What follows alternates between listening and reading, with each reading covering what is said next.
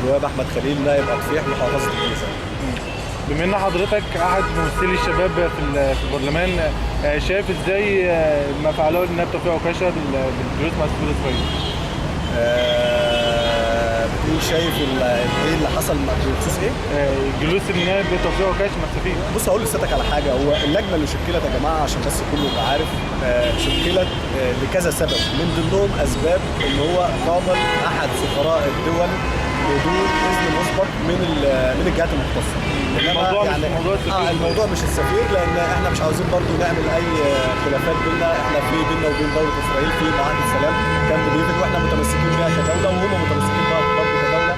الموضوع يتلخص في مجموعه وقائع النائب عملها، وبناء عليه شكلت لجنه تخصص وحققت مع النائب، وانتهت اللجنه الى حرمان النائب توفيق عكاشه من حضور جميع الجلسات للمجلس حتى ينتهي المجلس، وهذا عرض على المجلس.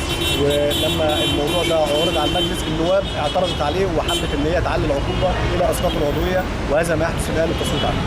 طب حضرتك صوتت بالاستمرار النائب توفيق عكاشه ولا اسقاط عضويه؟ انا صوتت باسقاط عضويه النائب توفيق عكاشه. شايف ان اللي فعله النائب توفيق عكاشه يستحق فعلا اسقاط؟